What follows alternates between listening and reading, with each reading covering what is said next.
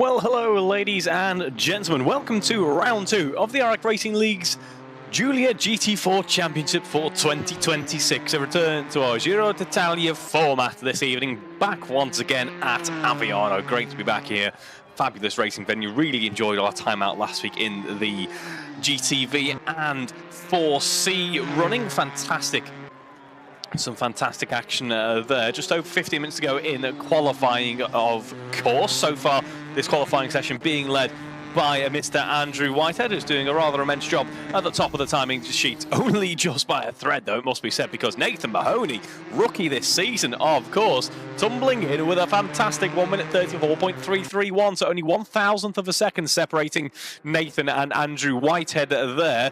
Really impressive stuff, especially when you consider Nathan is on the medium compound of tyre. We're seeing, once again, quite a mix of the soft and medium in the qualifying running, so I do wonder as to whether or not we're going to see more drivers opting for that medium as we head later on into the session, or maybe we might, I imagine, see those mediums really being broken out in the racing action later on after qualifying is all said and done. But yes, great to be back, folks, here at Aviano yet again. A fabulous racing venue, as I say. We really enjoyed our time out last week. Fictional racing venue, of course, but a great look in the background there of the Italian mountains. It does look spectacular here. A real treat to drive around. I must say, not one I've actually turned too many laps here at myself. I must do so at some point. I've only just got around actually to trying out the Giulia, the GT4 and 4C about 1 or 2 days ago, in fact, so it was great to give that car a go finally. The 4C, I must say I'm a huge fan of. The GTV, I can really appreciate. I do love it, but I found it quite a bit interesting under braking, shall we say, but otherwise quite a fun car. Colin Keneath now takes the top of the timing chart in this session, 1 minute 33.484, so finds nearly a second on Andrew Whitehead. That's not to take anything away from the impressive laps that Whitehead, Mahoney and Davis have managed to set so far in this session. It's just so far they're looking a little bit stronger for Colin Keneath, it must be said, who sets himself up for a really good run here, just as he did in last week's running too.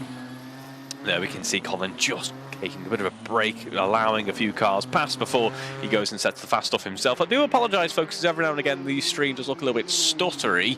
Not quite sure why that is. My encoder was kicking off about it not having enough performance to, but my graphics card doesn't seem to be under all that much stress. My network is absolutely fine, and OBS looks absolutely fine as well. It looks smooth as anything. So not quite sure why things might not be coming across on the stream quite so well. Hopefully that does resolve itself as we head further into the evening. It tends to do that as things progress, so hopefully that does continue. But 13 minutes are left on the clock. Whitehead abandons that current run, does improve on that 34.3 that he had a moment ago, and stays in the 34s for the time being as he dives back into the pits and gets ready to set another fast one here. Matt Daly, I was about to say, looked like he was on for an improvement, and there we go, folks. 1 minute 33.6, second driver into the 33s of this session. Then we're about to approach around about halfway distance in this qualifying session, and that is a good start for Daly and Keneath, who obviously, as I mentioned, had fantastic races last week at the same track in the different cars, so I'm sure looking to replicate that once more. Let's have a quick glance at the championship after last fortnight's running in the Giulia GT4. Obviously, we've only had one round so far, and it is Matt Daly who dominated at Mugello with a double race victory, 50 points to his name, followed by Keneath and Whitehead and Davis. Whitehead and Davis being on equal points, in fact, both on 25, so one race wins worth of points there, both having their own misfortunes last time out at round 1.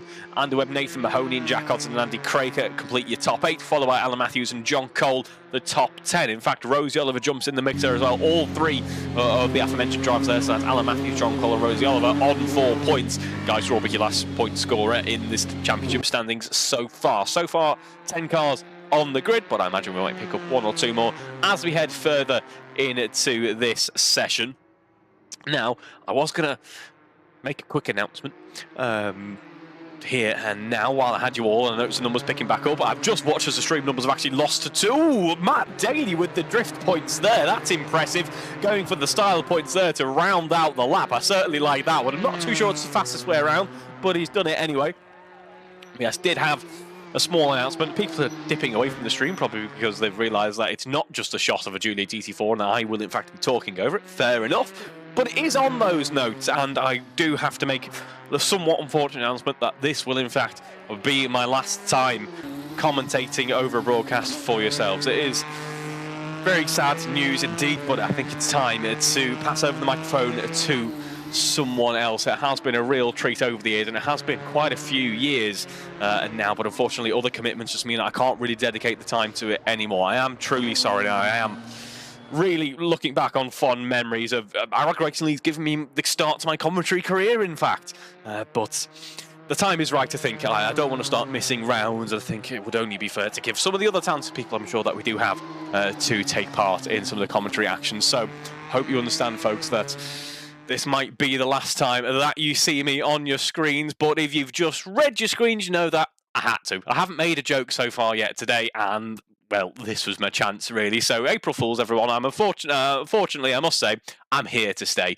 So, there you go. That was, as you can tell, brought up in about 3 minutes in OBS, if not a little bit less than that. You can tell by the highly advanced graphics there. But don't worry, I'm not going anywhere, although some of you might be worried to hear that. And we've still got 10 minutes left of this qualifying session.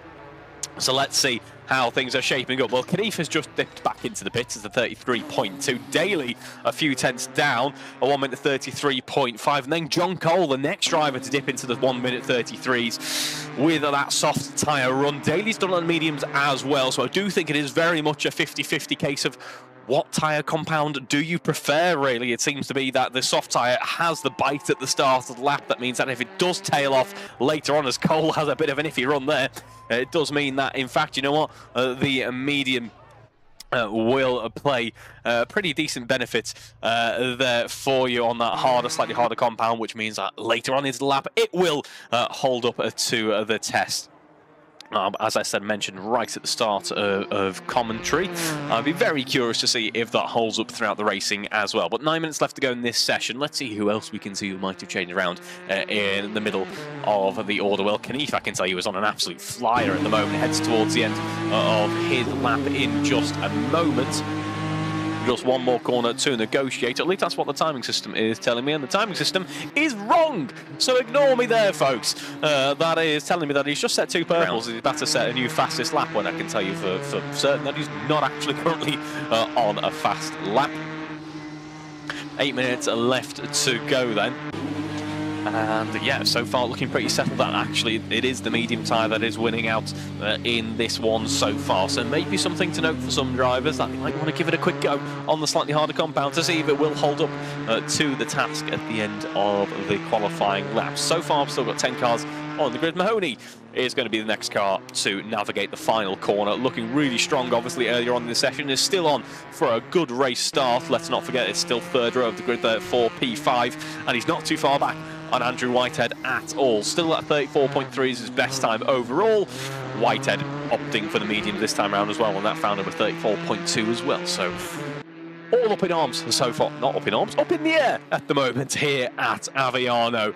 What a glorious day at Aviano it is, as Mahoney's found a way of potentially cooling his tyre down. I was about to talk about surface temperatures there because it's 26 degrees and I can only dream of those temperatures right now.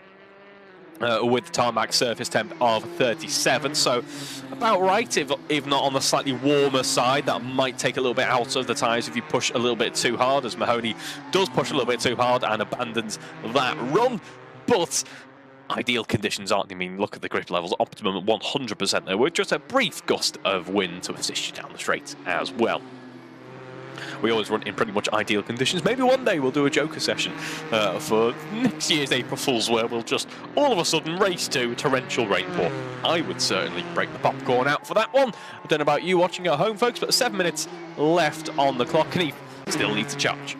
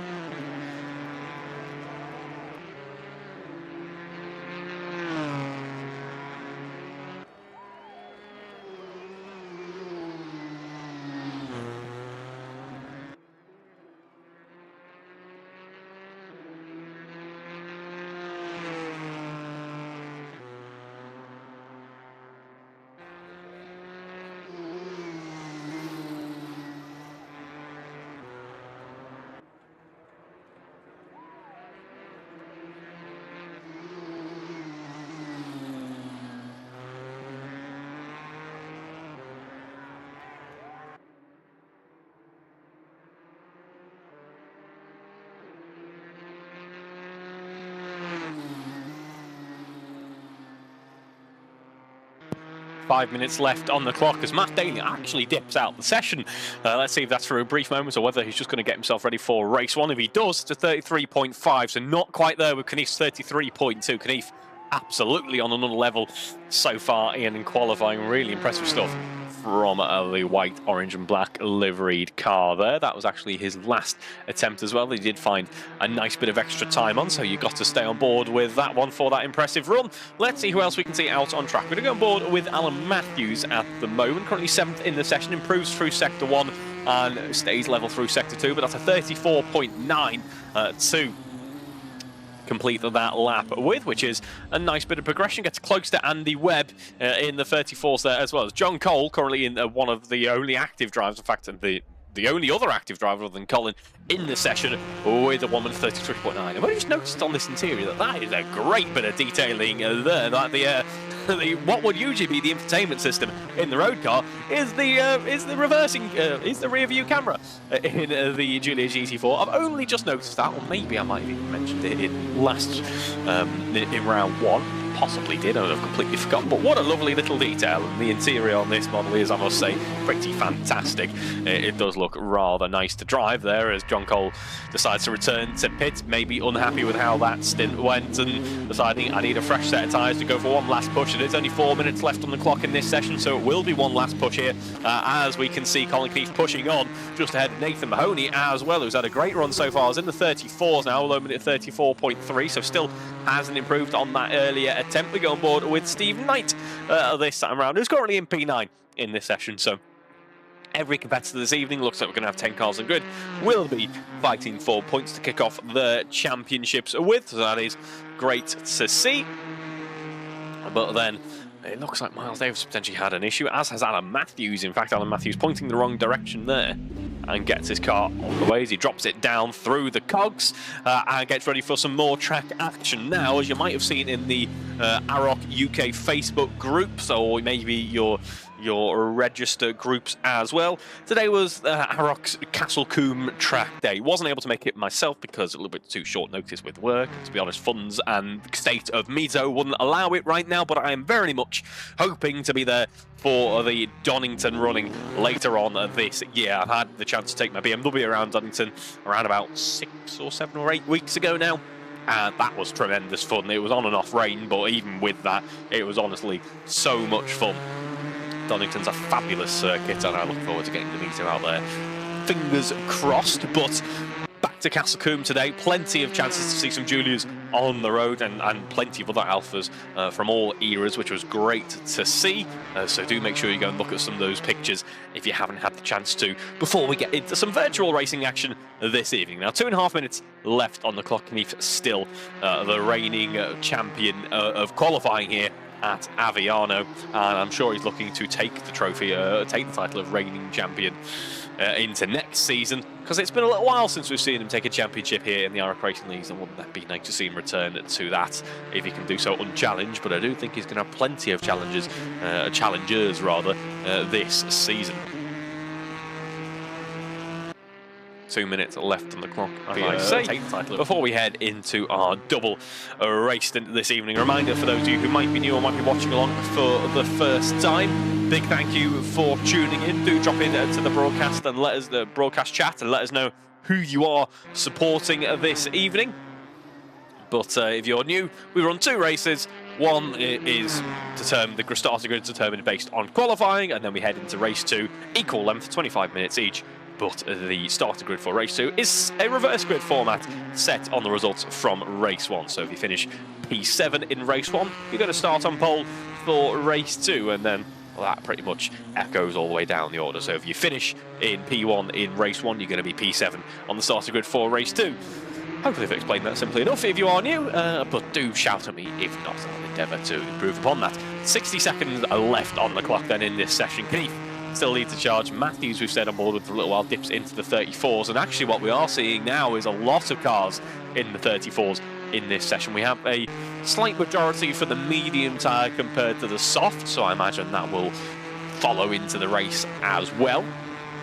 But yeah, quite a few cars in the 34s this evening, which bodes rather well, I think, for some close racing action. Very much looking forward to seeing what these Giulias can do.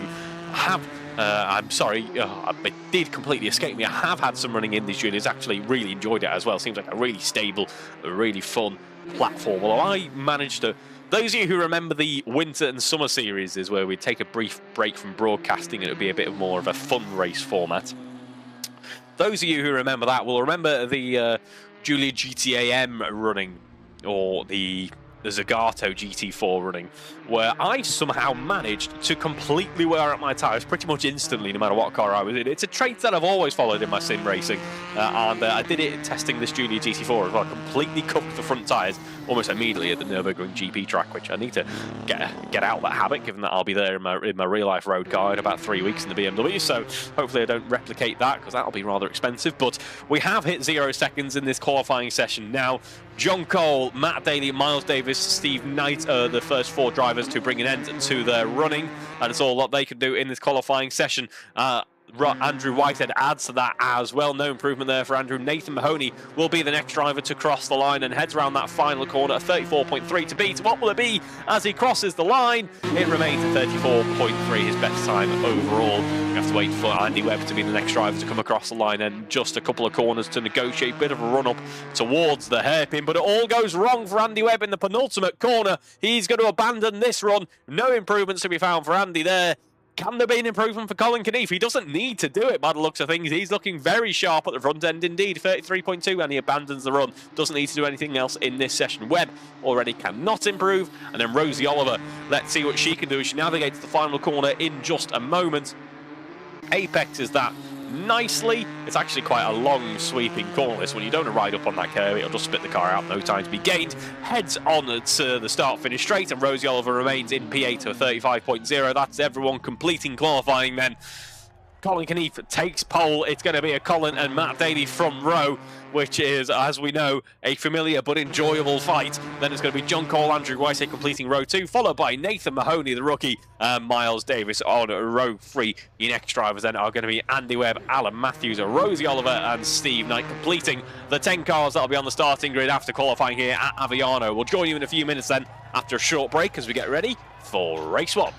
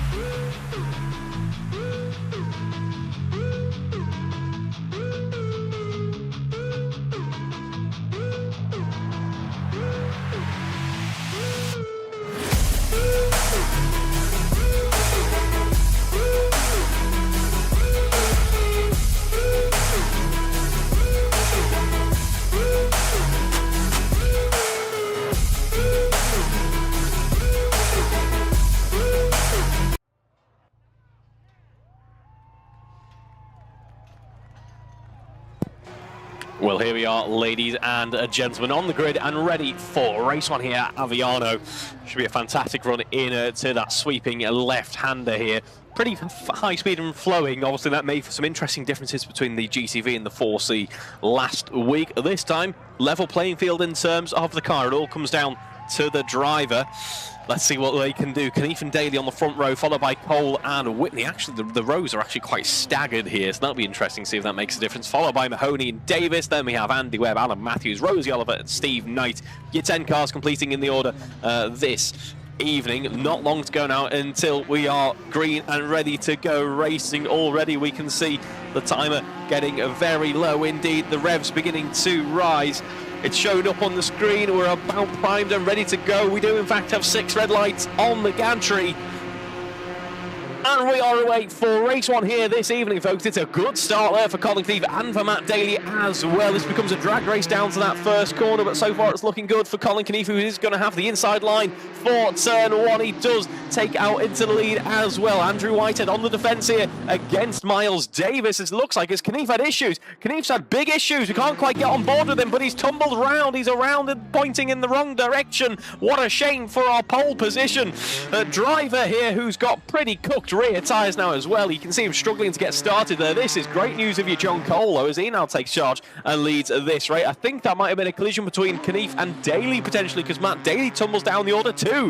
What a shame for our two protagonists in this race weekend, and potentially in the championship as well. They have a bit of a coming together and tumble to the back end of the running. This eliminates them from the fight effectively, at least for the time being. There's 25 minutes of running to do, so let's see what can happen. Yes, Mahoney has his own issues and Daly gets ahead of him now into P8.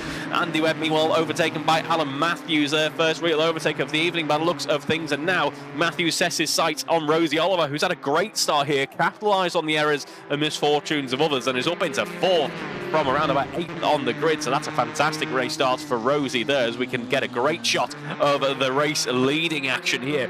Whitehead now leads the charge, gets ahead of John Cole, and John Cole feels the pressure from Miles Davis this time around. Things should hopefully settle down a little more after that race start, as we begin to break up a little bit of space between each other and tyres should be getting warmed up. But Andy Webb unfortunately has issues too as well, and now he is going to be the driver in last position at the start of this race. Steve Knight also having issues too. I should not have said that, folks. Apologies, that's a bit of commentator's curse there, causing a few drivers to have problems. Meanwhile at the front end things are looking a little bit more stable, aren't they now, as Whitehead leads the charge. Cole under pressure from Davis still, as we could be on for a fantastic battling duo here as they start the next lap of the race.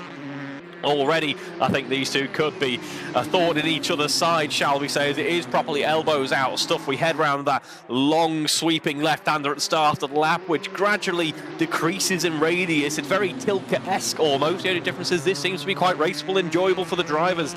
Lots of cambers, lots of undulations as you look into the beautiful Italian scenery in the background. Of course, it's not real Italian scenery. This is a fictional circuit, but wouldn't it be a treat if it was a real one? I'd certainly thoroughly enjoy visiting here. As Whitehead still leads the charge as well. I've just noticed the lovely carbon centre console on these GT4s as well. It is the little details, isn't it, folks? 22 minutes left on the clock. Interesting to note that the track temperature is actually a little bit lower than it was in qualifying, so I imagine the medium tyres, which unsurprisingly everyone has opted for now this evening, will be a little bit more long-lived in this race than perhaps they would have been with the slightly higher track temperatures, or if anyone had opted for that soft as well, and no one has opted for that this evening. But we're on board once again with John Cole, who's wanting to fight back for that race lead that he did briefly hold after the lap 1 shenanigans. He gets ready to start the third lap of this race, though. 21.5 minutes left on the clock. It's around about a 95-second lap, so it's not too short, not too long either. It's about average, as we can see that Whitehead is up on 2 wheels there. Does well to not lose control of the car, but that will cost him some time. As yes, it's a racing car, but usually you'd expect to see a touring car up in the air. These GTs might not like it quite as much, although they're pretty well poised to take the curbs. A GT4 is a little bit closer to road spec perhaps than the likes of a GT3, so might be less accustomed to it, so probably want to do it all that much. But our top three then, as you can see on your screens, folks, covered by 1 second. Rosie Oliver is doing an almighty job of defending, or rather fending off the threat of Alan Matthews, and has brought herself up to some really strong pace here. Is currently lapping in the 1 minute 35 second region, slightly faster than Miles Davis out in front. And more importantly for her race, just a little bit faster than Alan Matthews as well. So we'll be comfortable, I'm sure, with a best of the rest kind of race finish position as it stands at the moment. But who knows what else could happen further on into the action, as we see that Davis has dropped off the front battling duo here ever so slightly. Now it's going to be Cole versus Whitehead once again as they fight it out for the race lead. You can just see Cole sizing up his opponent, having a look around the outside there, seeing if you can make that Giulia look as threatening as possible in the wing mirrors of Whitehead's car up in front as they navigate that final corner back onto the loud pedal to start the next lap once again. No change between these top three in terms of order, but very much setting themselves up for, if not a wall-to-wall, elbow-to-elbow trading paint battle, at least a great race ahead. 20 minutes left on the clock, and I say that they close right up as Whitehead clearly on the defence now, putting that Giulia planted into the middle of the road. Exactly what you want to do, really. As you see Cole already sniffing an opportunity, going for the inside there to go for the race lead, is actually all of a sudden, though, gets a little bit of oversteer by the looks of it, and now all of a sudden sets himself on maybe defending against Miles Davis just behind. Rosie Oliver is going to be near enough in shot as well if these two continue to slow themselves down potentially as they head further into this race. But at the moment, Cole maybe more setting his sights on defending P2 than going for P1 as we head further into this race. Let's see what we can see elsewhere in the field. Meanwhile, Knief and Daly obviously on that recovery drive. Not too much to make of that recovery drive at the moment, it must be said. Knief is slowly but surely getting closer to the mid-pack, is hunting down Nathan Mahoney at the moment, but Matt Daly not had the same fortune so far here. So current championship leader had a dominant performance at Mugello for round one, not able to quite match that so far this evening, and might be losing that advantage to the likes of Knief, to the likes of Davis or Whitehead as well. There on level points for P3 and P4 in the championship. Knief, having said that, gets ahead of Nathan Mahoney, because Nathan Mahoney has a big issue here. Such an impressive start to proceedings in both championships for Nathan Mahoney. Unfortunately, one small error, in fact a couple of errors so far this evening, means that he might not take away as many points as he would want, especially given a look at the condition of that car now. It doesn't look quite as raceable as it once did. I think the tyres have cooked themselves as well by skidding over the tarmac surface there, and have got very hot indeed, so he's got no grip. It is a self-fulfilling prophecy then as well, because the less grip you have, the more you skid, the more your tyres heat up, which means that the less grip you have, which means the more you skid. So it is a tricky position to be in for Nathan Mahoney at the moment, who's now battling Andy Webb for P8. Obviously, he'll be hoping that that car is pretty much raceable once again. I think they do both have damage. It just looks like Nathan's car has got that little bit extra damage at this moment in time. Big thank you for all you tuning in. As I said earlier on, thank you for sharing your support. Do drop us a comment to let us know who you're supporting this evening. Maybe where you're watching from. That seems to be quite a good one. We tend to get quite a lot of interesting places in the world where people are watching from. I believe we had Morocco last time out from Anthony Merengue, if my memory serves me correct. Who knows? I mean, by all means, let us know wherever in the world you're watching from, even if it is, I don't know, Scunthorpe or something. I did say interesting places, but who knows? I'm sure there's something interesting about Scunthorpe somewhere. If you know of any interesting Scunthorpe facts, do let us know. We'd like to keep things relevant here on the commentary, of course, and I can think of nothing more relevant to racing in the Italian mountains than, I don't know, interesting towns in England. Anyway, back to the racing action as we see that actually some really fast laps coming in now from Cole and Whitehead. 1 minute 34.5 we saw a flash up for us there. Everyone else currently aiming for around about 35s. We did see 1 minute 32s in qualifying. I don't think we're going to be seeing those quite yet. A couple of fast cars do have damage in race one. They might pick that up around about 10 minutes when the fuel tank get a little bit lighter, but the medium should still be clinging on. We might see some really fast times coming in at those points, but if we don't, we know what we're aiming for in race 2. But 16 minutes left on the clock now, and it's Whitehead who still leads us. Cole seems to be settling into P2 for the time being, hasn't quite got the pace to match Andrew out in front, but doesn't want to take too much out of his car in trying to do that, I am sure. So if he can just kind of stay comfortable in P2, he can certainly evade the threat of Miles Davis just behind. Miles gets ahead of Rosie Oliver and seems to be pretty settled in P3, as does Rosie Oliver. Has done a really good job of making up for qualifying that perhaps isn't quite as representative as her pace has otherwise been. I think we've had cases of that for Rosie elsewhere in this season as well, in both the GTV and in the Giulia Champs as well. So great to see that. If qualifying still doesn't go your way here in the AROC Racing Leagues, you've got plenty of racing opportunities to make up for it, because even if race 1 doesn't go your way, just as such is the case for Knief and Daly, you've got race 2 as well. And at the moment, if they stay where they are in P6 and P7, they'll be poised for a front row start in the reverse grid race 2 coming up after race 1 reaches its conclusion. So plenty of opportunities for change-ups in this series, which is part of why we like it so much. We go on board though with Mahoney once again, who is defending P8 for the time being. That car is substantially damaged, so he's doing a really good job of keeping it pointing in a relatively straight line. And Webb has not been able to match his pace quite so far, but is certainly keeping him busy, keeping him entertained.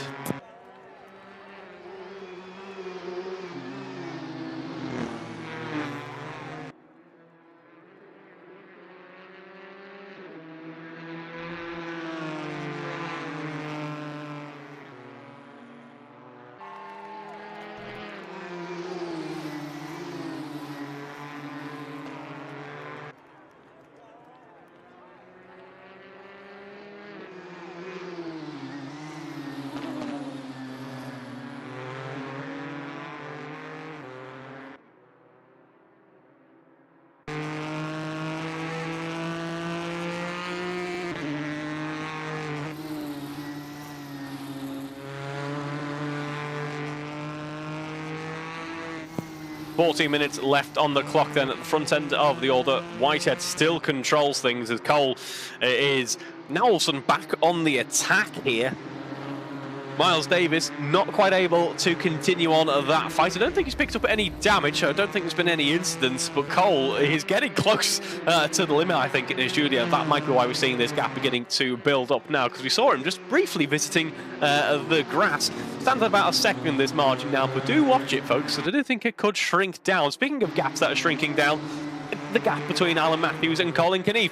0.3 of seconds separate them there or thereabouts as we start the next lap, but Knief has certainly got some strong pace. 33.9 on that last lap, Matthews in 35s, Matt Daly just behind as well in the 33.4, so I think Matt might be beginning to close up on these two in front as well. It is always a benefit of, and nothing to take away from Knief and Daly. I'd much rather you had nice, comfortable and enjoyable races, but there is also something very enjoyable, I'm sure, from a driver perspective as well, of seeing these guys being taken out of the order, taken out of the action early on, and then having all the work to do, sidling their way through the pack once again to take what is often more of a photo finish, or a bit more of a tense finish, because you're never going to quite know if they're going to get those points that they would usually be expected to get. As we see, Knief is just looking like a very calm and composed driver at the moment. He's on the attack, he's got some really immense pace, but while Matthews is sort of on the defence, positioning that car very much in the defensive line, Knief is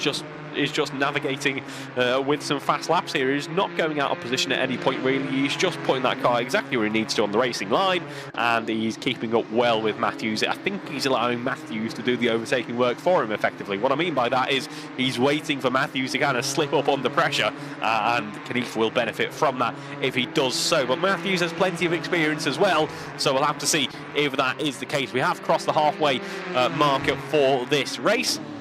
Of course, we've still got race 2 to go, very fortunately, but already half race distance covered in this one. Your top 7 still covered by less than 10 seconds, just about. Daly will be wanting to turn up the wick a little bit if he wants to keep that. Record going, and Knief hasn't found a way past just yet here at Aviano. It is one thing to note about the circuit. I do very much enjoy it. I think it's a fabulous venue, but overtaking opportunities aren't on absolutely every apex, shall we say. They're not always there. I think that's partly because it's so fast and flowing. It certainly does widen up enough at some points. It's nothing like most British venues. It's just that there's so many racing lines to take, as Knief does find one that works for him, gets ahead of Matthews. Now, there's so many fast ways to approach this circuit. It just means that if you're on the defence, you're not necessarily going to be losing out all that much, as Daly does now close up as well. Davis has lost out to Rosie Oliver in all this, so Rosie's now winning with a shout of a podium to add to her record here. That would be fantastic news, and a great way to start her season as well. 10 minutes left on the clock, and Oliver currently has 4 points to her name, so imagine a podium would be very much welcome. That would rocket her up to around about 5th or 6th in the championship. And speaking of rockets, if you are a space enthusiast, do make sure you tune in to the NASA YouTube channel this evening. They will be launching the Artemis rocket this evening. Hello to Jack in the broadcast chat, who says watching from all the way in Bromley, and Jack supporting his sibling. Maybe that isn't always the case this evening, his sibling that we're looking at now at the moment, but when they're out on track, maybe that support isn't always quite there, but great to see that it is there sometimes. Hello to Andrew Brammer, who says there's lots of interesting information about Scunthorpe. Thank you. It's good to know that I wasn't misplaced in thinking that. And actually, that is genuinely quite interesting, I think. That Scunthorpe is home to the last 2 blast furnaces in the UK. And obviously, British steel manufacturing is something that's been in the news somewhat recently. And in fact, British manufacturing as a whole is not quite where it should be. So great to see that Scunthorpe is keeping that record up. Is not a sentence I thought I would say this evening, but I am now. There we go. As Knief, meanwhile, much more importantly, is putting some pressure on Miles Davis for P4 now. Miles Davis's pace just seems to have dropped off a little bit here in this later phase of that race. Now, this could be a number of factors. There might have been an incident on track that potentially I missed, so apologies. You think as a commentator it'll be more observant, but, you know, we have evidence to suggest otherwise sometimes. Could also just be that he's taking a little bit too much out of his tyres in the earlier half of the race and is now struggling as a result. Either way, he's now got a lot of work to do to keep Knief behind. He's got Matt Daly to keep behind as well, as he immediately goes to defend Matt Daly, and that does allow Knief down the inside here. If he gets a good run, Knief is going to be through, as Matt Daly gets a lot of oversteer through that final corner there and loses time as a result. Hasn't cost him all that much. He's still very much in this battling trio for P4, and Davis, when all is said and done, did well to keep that P4 for as long as he did. Just about loses out under braking into turn 1, and Knief is continuing on with that impressive recovery drive. What these 3, and now make it 4, have done is slow themselves down a little bit in this battling and allowed the likes of Alan Matthews to catch up and be right on the scene here. This is great news, by the way, if you're a Rosie Oliver fan, as Andrew Brammer mentions he is in the broadcast as well, because with all this battling going on behind, Rosie can just breathe easy and bring the car home for a podium, which is great to see. Not too much pressure at the moment, unless Colin Knief is now released. Anyone who has had Colin Knief behind them in their rear view mirrors on track knows it is a formidable sight, and it often isn't too long until that sight gets bigger in the rear view mirrors as well. So let's see if Rosie can fend off the multiple race winner, multiple champion Colin Knief. Just behind him is Matt Daly as well. They continue on their fight, which would usually be for the race lead. This time it's for P4. Question is, do they work together, wait to have their battle for when they're on the podium, or do they try and settle that now? I think Matt Daly's looking like he wants to settle that now, which is great news for us, because we get to watch another battle out on track, which is what we want to see, isn't it? As Miles Davis has further issues in this race then, which is a terrible shame. He certainly has the pace as Miles, it just hasn't quite strung together for him this time. Out meanwhile, it's going to be Daly versus Knief through that final corner. Daly gets a nose in, but can't quite capitalise on what looked to be a small issue for Colin Knief there on corner exit, as he dipped into the grass ever so slightly, and Knief takes a nice defensive line into turn 1 and keeps Matt Daly behind for the time being. He did take a lot of curb there, gets the car upset and loses position as a result. We missed that unfortunately with the camera shot, but you could see it starting. The back end gets a little bit squirmy, he has to bounce over the curbs, and it's cost him track position there. Down to P5 for Knief. Daly's in P4, and now it will be Daly who's released and attempting to get onto the podium in this race. Less than 7 minutes to go now, and Knief still not out of it and have some really impressive pace, but just might allow Matt Daly to have a go at going for that podium this time around. Could use him as a bit of a driving force in front of him to try and part the seas almost and work his way following through with him. I was commentating on a league last night, actually, the VRRC at Bathurst in super touring cars, so 155s, Audi A4s and BMW 36s, as you can tell, slightly different eras there, but that was fantastic, I must say, and we've seen plenty of that on the run into the right-hander, into the mountain at the end of the first straight. Plenty of using the car in front to assist the overtakers. Rosie, unfortunately, loses the back end there and is into the grass. Can't quite catch it yet. This is disaster for Rosie Oliver. Can she catch it? No, she can't. Narrowly avoids Alan Matthews and is able to continue on. No major damage picked up, but one unfortunate loss of grip there has cost Rosie Oliver substantially. P3 down to P6. What a shame. A race that has otherwise gone so well for her. That now means that Daly's up into the podium scoring positions, and Knief and Daly are going to continue their fight now for a fight for the podium, as it was very early on in lap 1, of course, before it all got unravelled around about here. Matthews then in P5, but he's a little ways away off this battle for the podium at the moment. We haven't looked in for a little while, but I should add that Whitehead's done a fantastic job in the lead of this race. Currently third in the championship, but will be doing rather well after this one into P1, of course. Cole as well, apologies, a little ways ahead over the battling duo for the podium here, as they are now very much getting poised to have yet another battle. A little bit of cleaner air compared to what they've been fighting in the mid-pack earlier on, so I imagine we'll go all guns blazing for this one. And then we have Matthews in P5, as I mentioned, Rosie Oliver in P6, Nathan Mahoney dragging that rather wounded Giulia around this circuit at the moment. And I forgot to mention, by the way, Andrew Bremer does have a lovely place he's currently watching from, the southwest of France, which is very nice indeed. Rather jealous. Hope the weather's well there, Andrew. I know it's a little bit iffy at the moment here in the UK, and we're kind of at that awkward point in the season where we've not quite got the warm stuff, so hopefully in the southwest of France you do. Must say, this Nürburgring trip going on at the end of April, I'm rather tempted to have a brief glance down towards the Monaco area, as Daly has some big issues out on track, spinning round, and that battle for P3 comes to a rather premature end, unfortunately, for Daly, who looks to have a rather unfortunately unhealthy car. There we go, it does pop in. I thought it looked unhealthy a little bit, and then the model updated. And some hot tyres to boot as well, so Rosie Oliver might find a way on past in just a moment. Matthews is in P4, Knief looking rather settled in P3 now. I think the closest battle we could be seeing here could be for P5. Let's see what Rosie can do. Elsewhere in the order, by the way, Webb is closing up on Mahoney, and Mahoney, as I mentioned just a moment ago, doing a fantastic job of keeping that rather unhealthy Giulia in P7, but might be under threat from Andy Webb. Then we have Stephen Knight in P9, and Miles Davis having some unfortunate issues earlier on. He's currently in last, but will at least take away 1 point for his troubles from this race. And here we go.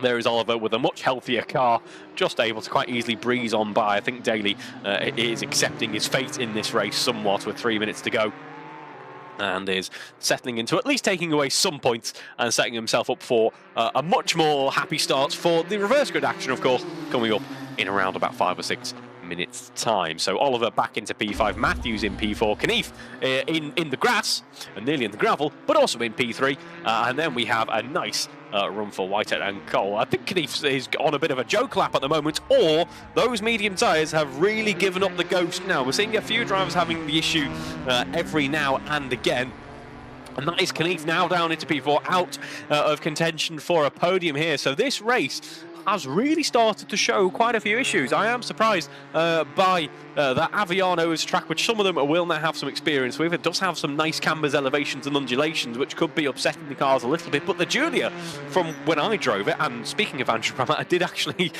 do my practice runs in Andrew Brammer's livery GT4, because it is one of my favourite liveries on the grid.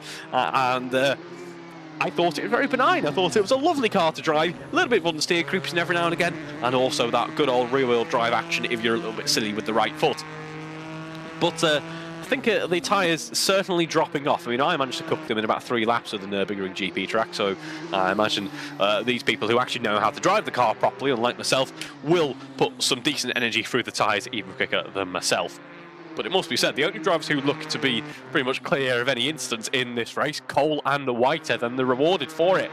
As a result, they look pretty settled, pretty confident at the front end of the pack. And Matthews, I must congratulate you, sir, on a qualifying performance that isn't up to his best. I think that would be fair to say so far this season. We've had some really impressive runs from from Alan Matthews in the past.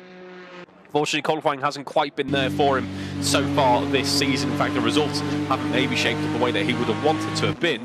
But qualifying didn't go his way, but that has not let him... He hasn't let that stop him at all, really. He's in P3 at the moment, looking very settled on that, and will take away a podium's worth of points, which is fantastic news for his championship hopes. Then Knief is in P4, has a few battle scars on that Giulia, and has visited the grass ever on one or two occasions.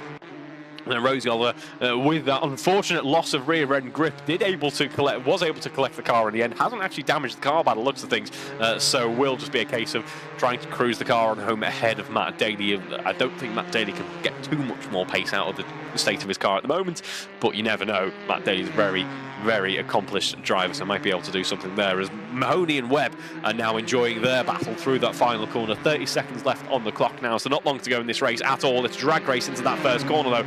Webb has the advantage, has a healthier car, but Mahoney clearly has that fighting spirit. Into the first corner we go. Mahoney has the inside as well and takes back the position for P7. Andy Webb unfortunately finds himself in the grass too, so that settles this battle as well. I do think these medium tyres are completely giving up. I wonder if we're going to see anyone opting for that harder compound as we head into race 2, just for the sake of, yes, you're going to lose a few tenths a lap, but you're going to save multiple seconds by not pointing the wrong direction towards the end of the race. Be very interested to see if that is the case. The timer does indeed hit 0. We are on the penultimate lap of this race, and there is not long to go on the penultimate lap of this race. Whitehead navigates himself towards the final corner, and we will start the final lap of this race in just a moment. I should add, in all of this, despite the battle scars, currently, Knief has just set a purple sector. He's currently on for a bit of a flyer here. Let's see if he can improve upon the best lap of this race so far. That accolade goes to Matt Daly of 33.4. Matt certainly won't be matching that with the state of his car at the moment. What can Knief do then? As Whitehead starts the final lap of this race, then onto the start-finish straight we go. Well, Halford's liveried car navigates its way onto the final lap. Doesn't improve that time around, unfortunately gets close to it, but it's not quite the fastest lap that we have seen. Whitehead, meanwhile, is running around into the middle sector of the lap. In fact, he's heading... There's not really a middle sector here. It's only 2 sectors here at Aviano. So he's heading towards the end of Sector 1. 6.5 seconds clear of Cole. It's all looking good for Andrew Whitehead as Miles Davis finds a way past Steve Knight, in fact, to make that 2 points potentially for him to score, unless Steve Knight has anything to say about that in the final few corners of this race. Everyone, I should add, on the lead lap of the race, which is nice to see, but Whitehead is on the lead lap of this race, in the lead of it as well. What a great performance from Andrew, who is just, via keeping the nose clean, put himself in a really great position to take a huge haul of points to bolster his championship position with. Currently 3rd overall, but will be in the fight for the championships. We head into round 3, providing that race 2 isn't a complete disaster, and I certainly hope it won't be. It's a bit ominous, given that we haven't even got near it yet, really, but we head into that final corner, and for now we can forget any ominous thoughts, because it's all about celebrations for Andrew Whitehead, and I'm sure he will be, with a great performance here at Aviano. Can he make it a doubleheader later on? We'll have to wait and see. But for now, Andrew Whitehead is your race 1 victor. Congratulations, Andrew. A truly impressive performance there to just keep the nose clean and end up with a nice, comfortable, confident lead there. Confident race victory as well. Congratulations, John Cole, in a fantastic race lead battle at various points this evening, of course, with Andrew Whitehead. Did briefly lead at the start as well, but takes home P2, so nice haul points there as well. Alan Matthews then with a podium to add to his record. I'm sure we're going to see more of those this season as well. Then Knief brings home P4 in the end, so a nice recovery overall. Followed by Rosie Oliver. Nice top 5 finish there, and a good haul of points to add to a tally of 4. So really getting into the mix in the midfield action there. Then we have Matt Daly bringing home in P6 with damage on his car. It's a couple of points, and perhaps more importantly, a good position for race 2, the reverse grid race, in a few minutes' time. And then we have Nathan Mahoney, who will start that reverse grid race on pole. So we're going to see what that driver, who does have some impressive pace, can do. Followed by Andy Webb, who brings it home in P8. after that battle with Nathan Mahoney. Then we have Miles Davis, who has plenty of damage on his own car as well. It's a bad day to be a yellow Giulia, basically, it seems. Davis brings it around that final corner and crosses the line in P9 to take away a couple of points, followed shortly by Steve Knight as well. That's your 10 cars, bringing it home after race 1. It certainly was an action-packed race 1. We see as the drivers now bring their way back into the pits, but we're going to take a very quick break before we get ready for race 2, our reverse grid race.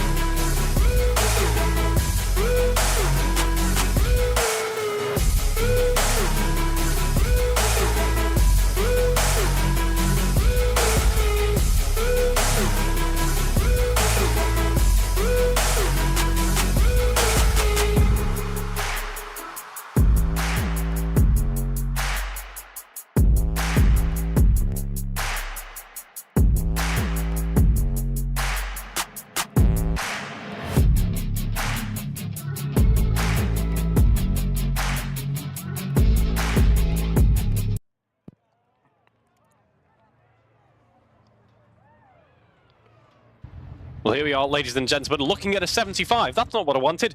We're back on the grid, though, I promise, for the reversed grid action now. Race 2 underway in just a few seconds. It's going to be Mahoney and Daly on the front row, followed by Oliver and Knief row 2, Matthews and John Cole row 3. Then we have Andrew Whitehead and Andy Webb row 4, then Miles Davis and Steve Knight completing the 10-car grid for race 2 here this evening. Not long to go now for our last race at Aviano of the season, and it's a venue I've very much enjoyed, I must say. I'm 99% convinced it is fictional, by the way. I've got this horrible feeling that it's not, and I've just been saying utter dross on broadcast. So do correct me if I'm wrong, but I do believe it is a fictional mod. Either way, the revs begin to rise. We have 6 red lights on the gantry, and we are away for race 2 here this evening. It's a slightly slow start for Mahoney there. That allows Daly and Oliver to find a way on through. Daly is going to be alongside. In fact, that's a nose out in front already, trying to squeeze Nathan into that first corner. Gets the car out in front. He has to work against the inside liner that Nathan does have, so it'll be interesting to see if that does work out for him. And Nathan pointing the wrong direction once again. It's another unfortunate race start there. There was a tiny bit of contact, not quite sure if that had any bearing on it overall. Meanwhile, John Cole and Alan Matthews are currently scrapping it out for P5. Sorry, that's going to be Andrew Whitehead scrapping it out with Cole there for P5 overall. Oliver is up into second place now. Daly with a fantastic start, and let's not forget, tumbled all the way down to the bottom end of the order, had a slight advantage in terms of a position based on his race 1 results. Now leads the charge. There's going to be somewhat released with a 1 second advantage already over the rest of the pack. Oliver has Colin Knief for company, so might just be struggling. Apologies if I do still sound like I'm a little bit under the weather. I am still a tiny bit under the weather. Don't know why. I would have thought my immune system would eventually catch up, but hasn't quite managed that just yet, as Alan Matthews and John Cole have further issues in this race. They head down the order ever so slightly. Matthews, unfortunately, after a fantastic race 1 finish, has been able to get back underway, but it is down in P10. Apologies, Andrew, if you did hear that. I'm not quite sure if you missed the scene, but don't worry. It was all a joke. Apologies. I just thought I had to at least once today. As I'm going to kick back to Alan Matthews here, as he does have his own further issues. But I'm pleased to report, Andrew, I'm not going anywhere. Really sorry about that. Not going anywhere. It was a terrible attempt at an April Fool's joke. 23 minutes left on the clock. And Daly still leads the charge there. Matthews, after his little pirouette, is back underway, but what a shame based on how his race results went. Also, sorry to hear, Andrew, that the weather isn't amazing down in the south of France. I mean, I'm sure it's still lovely down there. I've actually got family friends who are there at the moment, and it is certainly even better when it's in the sun. The south of France is such a lovely place. But Davis is currently a driver who's not in the most lovely place at the moment, because he's under a lot of pressure, and that is Andrew Whitehead is going to work his way on through, followed by Rosie Oliver, and then John Cole as well in the mix here. Let's not forget Miles Davis now working his way past Rosie Oliver. John Cole might be the next driver to give that an attempt, but Rosie Oliver with a fantastic effort there to try and cling on to those higher point scoring positions. 22 minutes are left on the clock. Now we can see a bit of back end oversteer there for Rosie Oliver. The rear tyres, I'm sure, more than up to temperature at this point. And you make a good point. You make a very good point there, Andrew. It was slightly late, but it's April Fool's summer in the world. And as I say, I'd missed my opportunity otherwise. So I thought, you know what, I'll give one a go. At least give one a go. I mean, it could have gone worse. The worst April Fool's joke I've ever seen was BMW's last year, where they said we're going to make an M4, an M3 touring GT3, and then it cost them millions because it was so good they kind of had to do it. This one hopefully doesn't cost me quite as much. I'm sure it won't. Either way, 21 minutes left on the clock, and there we go. There's Andy Webb putting the pressure on John Cole to start the next lap. Now this could be a great fight. We didn't get to see too much of Andy Webb's fighting, which is a shame, because we've seen plenty of good battles from him in the past, along with Miles Davis in particular in the last season's running. Now he's going to have a go trying to fight with John Cole. I'm sure that John Cole, with his impressive pace, might be able to do something this evening from P6. Let's see if he can claw back a few more points. We will look at how the points are shaping up in the championship overall once we're a bit more settled into this race. But Matt Daly is looking somewhat settled into this race now, isn't he? This is a much better turn of fortune compared to what he had in race 1. A bit of oversteer for him there, so he wants to probably be a little bit cautious that his rear tyres aren't cooked, as there we go, Miles Davis finds a way past Andrew Whitehead as well, which is not something we've seen so far this evening, but this has been a great battling trio, I think, for this podium overall. Oliver in P5, not too far behind Whitehead, and there is Davis as well. I think this Giulia looks to be a very fair, very fine racing machine. I did enjoy my time in it, as I say. Thank you, Andrew, for letting me borrow it, if you will. 20 minutes left on the clock sees Davis now with a potential podium here. It doesn't look like, no. So far, Davis hasn't. No, actually, I think Davis has been on the podium at some point. You think I remember? No, Davis hasn't been. No, he has. Can you tell it's at 9 p.m. at night, folks? And I've got a little bit doolally.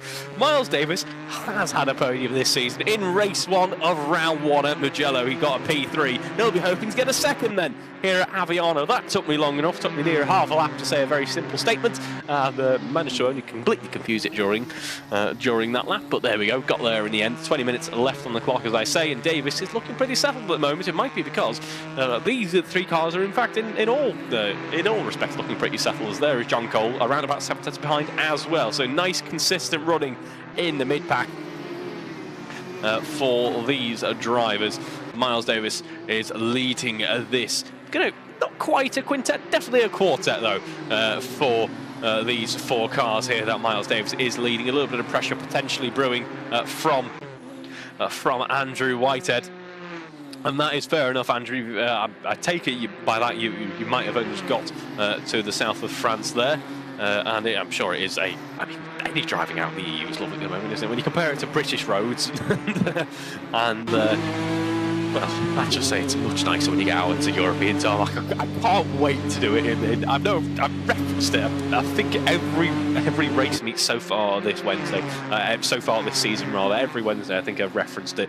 I can't wait to be back out in EU tarmac because I do miss it. As I'm sure Andrew Whitehead's currently enjoying some EU tarmac. He's near enough side by side with Miles Davis at this point.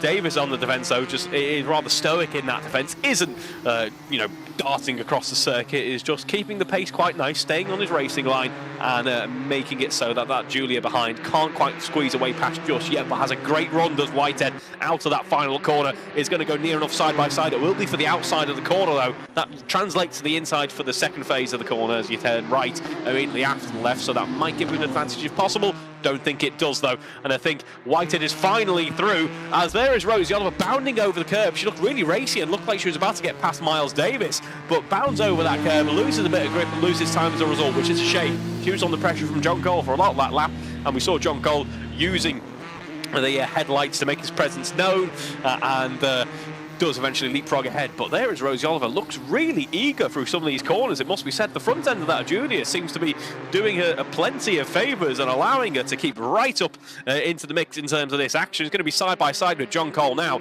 trying to claw back this P5 as we head into the 17th minute of this race. Has the inside line, but Cole is ahead, goes slightly later on the brakes for the left-hander, and stays in P5 for the time being. But this is a great bit of mid-pack battling that we are seeing. It's something I thought we might see after qualifying, to be honest. Just like in race 1, it's all looking pretty settled at the front end of the order, but during qualifying, we did see that 34-second lap time that the mid-pack were posting seemed to indicate that the mid-pack action was going to be rather spicy this evening, and that's what we're seeing so far, which is great news. It is fantastic to see that. But we head further into this race, 17 minutes left on the clock, and let's take a look at that championship as it stands, if we can. I don't know if we're going to have too much of a chance to, which is great news, because it's getting rather feisty once again as we start the next lap. This time it's going to be John Cole versus Miles Davis as we head into turn 1 yet again, and John Cole is a driver who likes to go for a move there, likes to capitalise on the opportunity that arises for him, which is great to see. As we have Andrew Whitehead having issues here, is off the circuit, gets back on track, but is down in P8. What a shame, as this race was looking so good for him so far.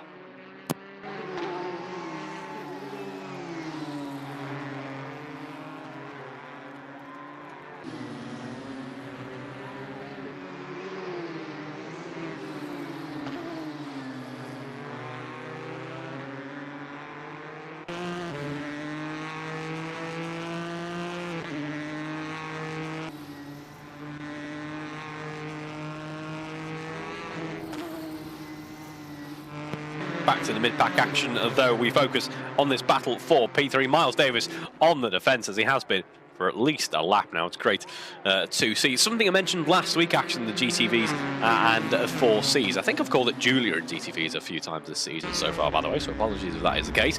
As Alan Matthews find a way past Steve Knight. But one fabulous little detail is that there is an Alpha 75. No, that's not what I meant to do. This happens every time I try to change camera angle. I've taken a screenshot. There we go. That's what I meant to try and look at. One fabulous little detail. We'll get there in the end, folks. You'd think I know how to control this sim based on the number of years I've been commentating in it now. But fabulous little detail. The racing driver suits match deliveries on the cars, which is a brilliant little attention to detail bit that I do love. Big thank you to everyone behind the scenes who puts the work in. I know Andrew Whitehead's heavily involved in the liveries. Does an immense job of them, yeah, fabulous little touch there. But a fabulous little move is on the cards here for Rosie Oliver, is down the inside through the long sweeping left-hander to start lap. The radius tightens and Rosie backs out of it, but did have the car in front as Miles Davis climbs up a curb, and that rather upsets the car now, doesn't it? And there we go, Miles Davis in the gravel. What a shame to see the race panning out this way for Miles Davis. It could have been a real opportunity for a few more points for him. Unfortunately, ends up pointing in the wrong direction. Hasn't quite had the same fortune so far this season as he did do last season in the GTA 1750s and the Giuliettas. But hopefully, with the added experience, he will eventually be back up to his usual very impressive, very high speed. The young driver has been with us for one season now, and I should add, he's very much a young driver, so top plaudits to him really for this one. If he is watching, or anyone supporting Miles is watching along this evening, do let us know, how did kind of Miles get started in the world of sim racing? Has he done any real life racing? Might I recognise him from any karting leagues or anything like that?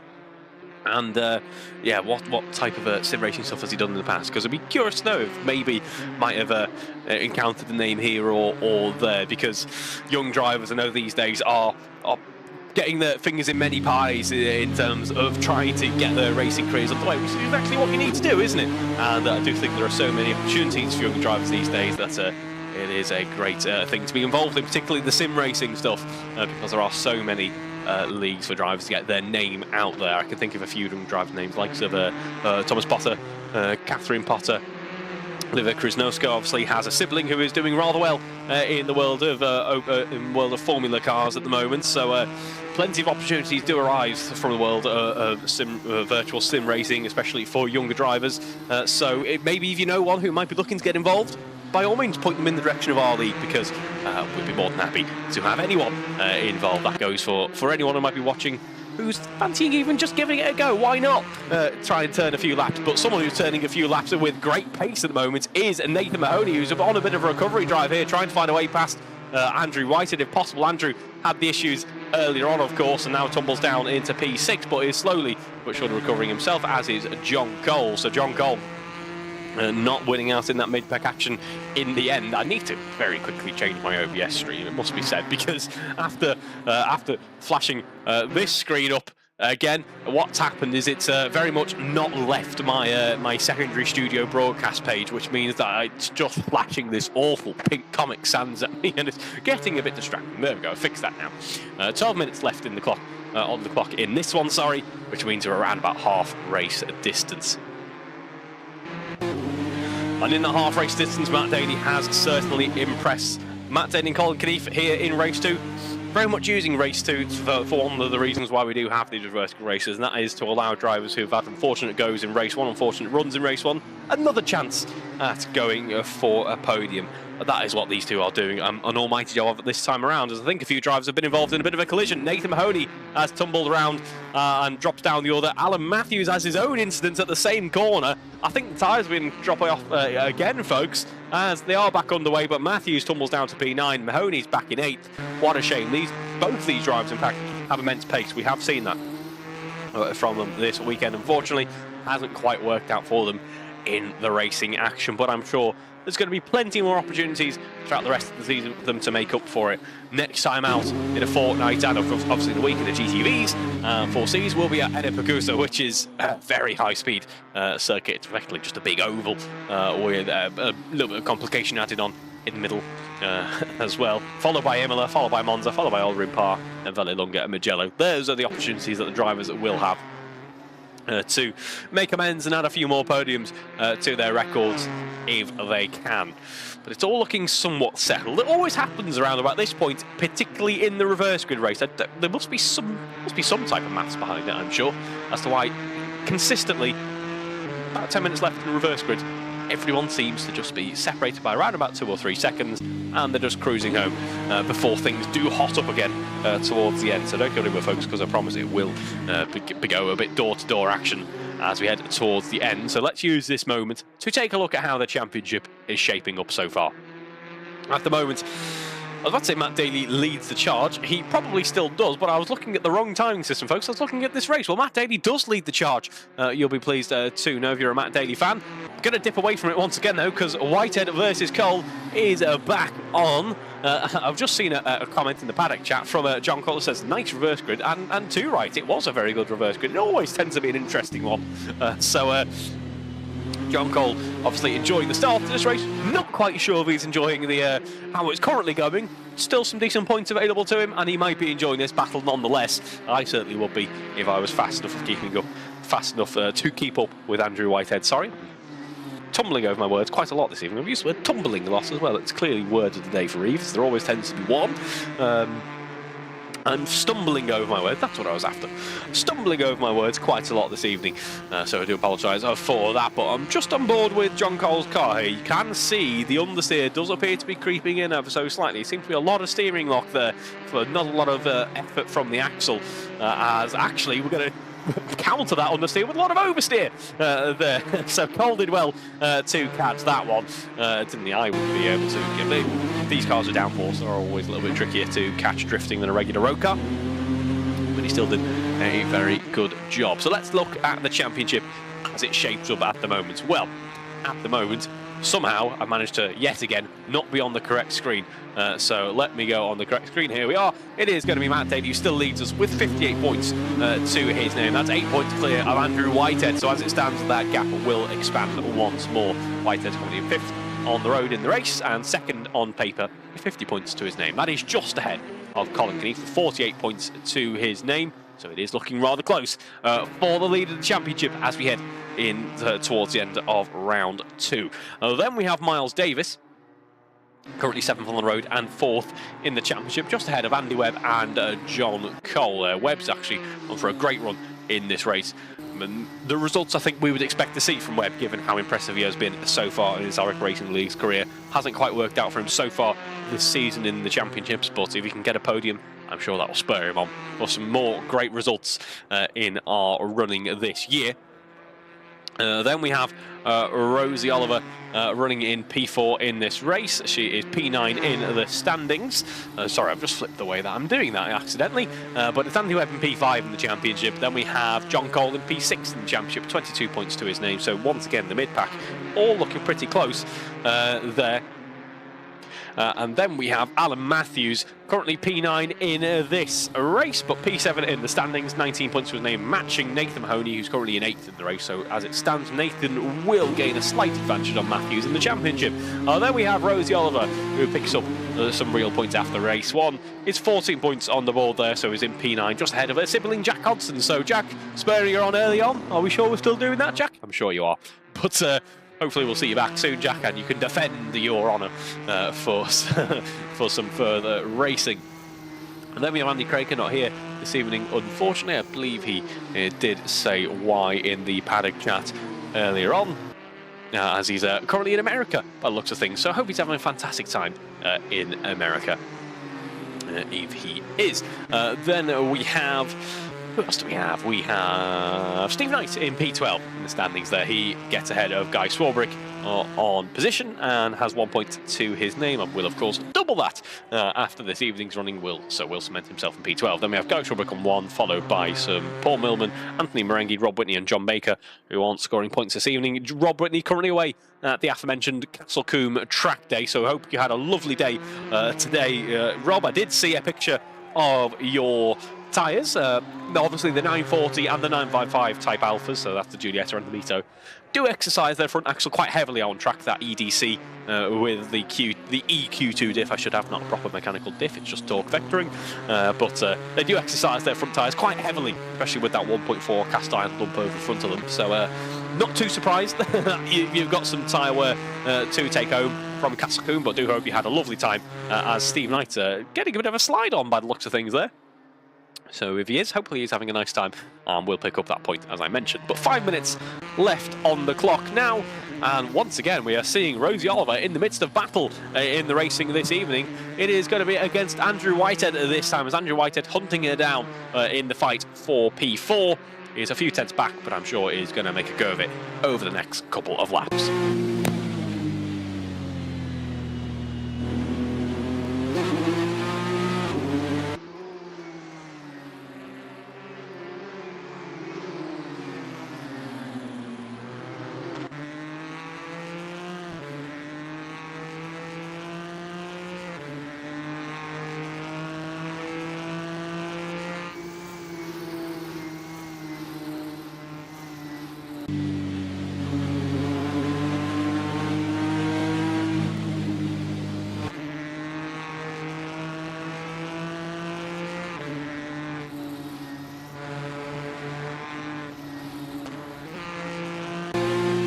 Here we go, 4.5 minutes left to go. Only 2 tenths separating these two drivers. What a great battle that Rosie has found herself in yet again.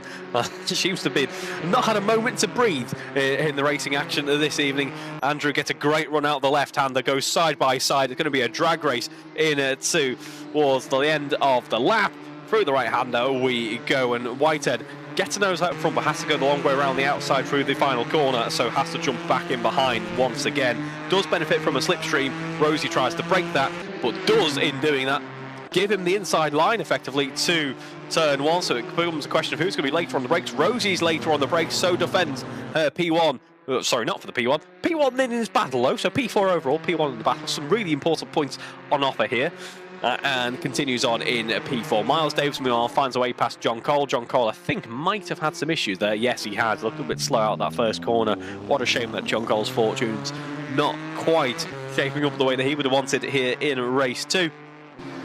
But Rosie Oliver pushes on in P4. In terms of her championship, that will add a decent haul of points, very much so. That will bring her to around about 26 points. She will be in that upper midfield action after this race, or after a slightly slower start to round 1. She'll be on for a great fight, I think, this season with the blue and green, or probably more like teal, I suppose, liveried car there. Or is it more of a minty colour? It could well be my monitor being off. I hope it's not. It's relatively new and should be colour accurate. But just in case, I'll err on the side of caution. Let's not get too much into colour semantics. We have some more interesting things to talk about, like the racing action going on in front of us. And I do believe that Matthews and Mahoney are going to be close together on track once again as well. Mahoney, yet again, has substantial damage on his car. Matthews is gunning for a position and a chance at P8 here. Just less than 3 minutes left on the clock in this one now, so it is getting close once more towards the end of the race, as we usually see with the reverse grid action. And we have a drag race once more as we start the next lap.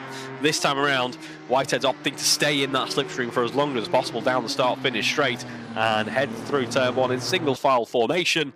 Oliver still leads the charge in P4.